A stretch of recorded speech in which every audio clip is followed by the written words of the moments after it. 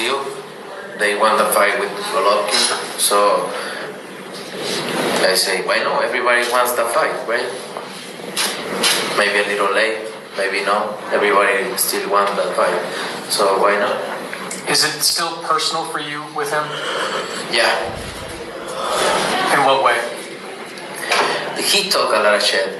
He talk a lot of things, but we're gonna see. Freeze is freeze, right? We need to win May 7. I'm focused 100% in this fight, and it's not an easy fight. It's a hard fight for me, but 100% in this fight, and then we talk about that fight. Do you think he will win his fight? I hope so. And those are the words of Canelo Saul Alvarez.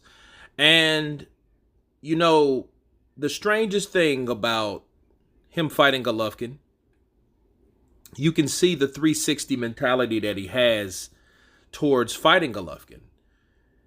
As you guys can recall, a couple years ago, he didn't want to fight Golovkin at all. He said he gave Golovkin 2 fights.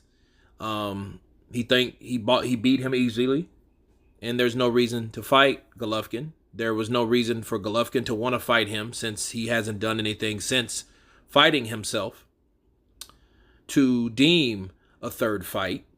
And you know that's how the separation began between him and Oscar De La Hoya, because De La Hoya withheld information upon the $365 million deal that Canelo and Golden Boy set up with DAZN for Canelo. And that's how he got out of that. Now he's with a new promoter. He's chose to go back to DAZN. And DAZN has basically bombarded him with this third fight with Golovkin just by default. Because as you guys can remember, he didn't want this fight again. So basically, DAZN, part of this was DAZN saying, hey, we would love to do business with you, but we need a Golovkin fight, because it was an interchanging connective joint signing with Golovkin and Canelo. Canelo just didn't know of his involvement with Golovkin, but Golovkin was full aware that he was going to be guaranteed a fight with Canelo on that particular platform. So that's what one of the reasons, or one of the main reasons, he chose to go with DAZN instead of other parties or other promoters. Because of that reason, he wanted Canelo. I want Canelo. I want Canelo. Good boy. I want drama show. Right? That's why he wanted it. So now the other factor is what we need to discuss on the reasons why Canelo is actually taking this deal with DAZN is because of the promoter, Eddie Hearn. Shouts out to Eddie Hearn, because it was the persuasiveness by Eddie Hearn that really laid down the stipulations of what DAZN wanted. And it just shows you, it ain't what you say, is how you say it. See, De La Hoya was so greedy-minded, I feel, and he was so eager and anxious to sign that damn huge deal, that he withheld information from Canelo because he was afraid Canelo would tell him to go fuck off.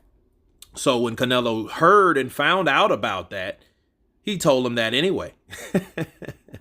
Right? So it was one of those particular situations where Oscar De La Hoya either couldn't convey the info to Canelo so he could understand, or he withheld it from him. You know, and I think it was a little bit of both. I think Oscar De La Hoya didn't have the confidence to tell Canelo that, hey, in order for you to keep this deal, you're going to have to fight who DAZN tells you to fight. And one of those fighters is Gennady Golovkin. I know what you've told me, but this is how it is. Well, Eddie Hearn already knows what Canelo wants, what he doesn't want, but persuasiveness is a mother sucker, people. Okay? And Eddie Hearn is pretty good at it. You know, if you noticed, he's not really been so engaged in smaller fights or mediocre fights these days. He's been just going for the gusto. That's why. Because he knew, in order to land Canelo, I have to persuade Canelo to go back with DAZN to fight Gennady Golovkin, Triple G, on that platform. If not, I'm not going to get the deal or the 2 or possibly 3 fight deal with Canelo Alvarez. But it shows you the connection. It shows you the relationship between the fighter and the promoter. And Eddie Hearn does have a sweet tongue, and he puts it to use when need be. Okay? So you can hear now Canelo talking about everybody wants to see the fight. No, they really didn't. And especially you really didn't, most importantly. You didn't want to see that fight. He blew that fight off like he blew off Demetrius Andrade couple months ago. You guys remember that? So, now it's a different tune. It's a different tune because Eddie Hearn was able to persuade Canelo into taking that deal and making it look a lot sweeter than it probably really is. But it just shows you the power of the sweet tongue of fast Eddie Hearn. Okay? And Eddie Hearn will earn with Canelo Alvarez. And I think that's the most important thing. Getting Bivol out the way. Honestly, if I had it my way, it would be Bivol, then Better Beef, or Better Beef, then Bivol, and besides Gennady Golovkin. But again, that's one of the stipulations of DAZN.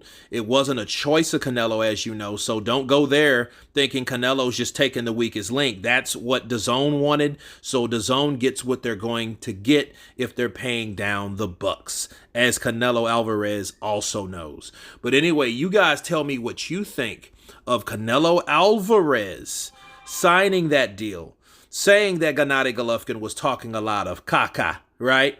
And it is personal, and I think that's just a way for him to sell the fight, to make it more intriguing for the third fight. Me, personally, I'm not really intrigued with Golovkin and Canelo. I just hope he doesn't beat up Golovkin too bad, but hey, old warriors die hard, okay? So if he does have to take Golovkin out, give him such an ass whooping like a Pacquiao De La Hoya, or something like that to get him out of the ring forever.